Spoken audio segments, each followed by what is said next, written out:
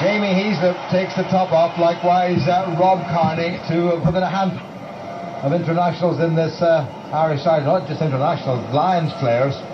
And there's a tried and trusted Leinster second row partnership. Chris Henry from Ulster in the back row.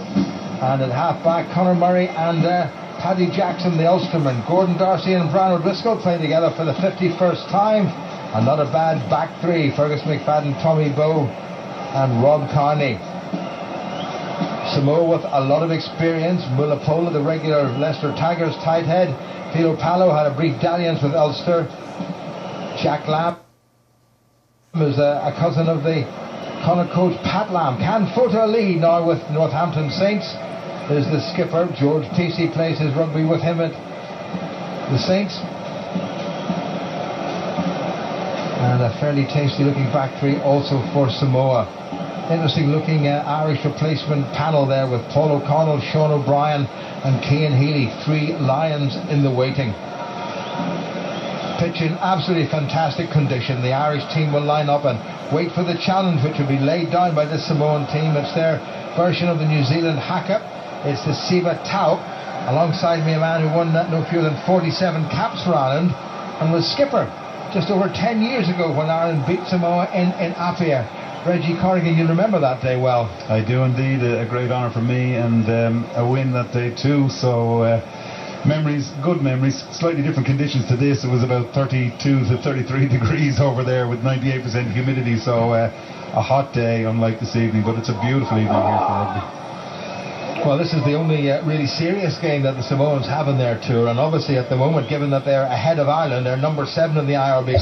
If France and Wales should both lose, it's estimated that the Samoans could well move up to 5th in the rankings. Yeah, and there's pressure on those teams to get the results today, but the Samoans, they're justified in their ranking, and certainly they're going to create a huge challenge, albeit missing a few players today. But for Ireland, it's going to be a big test. They had a very good Four Nations tournament in South Africa in June. They beat both Scotland and Italy. Came a bit of a cropper against a very strong South African side, but they're fielding 10 of the side that played against South Africa. So this is a very, very good side. 1 or 2 players missing, 1 or 2 players not available, and 1 or 2 others injured. But they're going to lay down this challenge to Jamie Heaslip and his Irish side. And they brought along their own haka leader.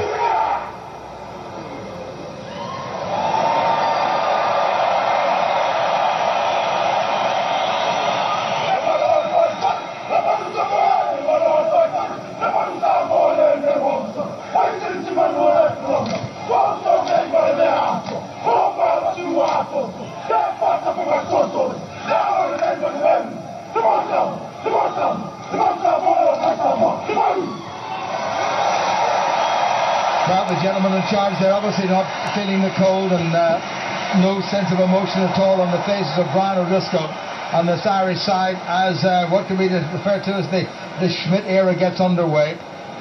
New Zealand born.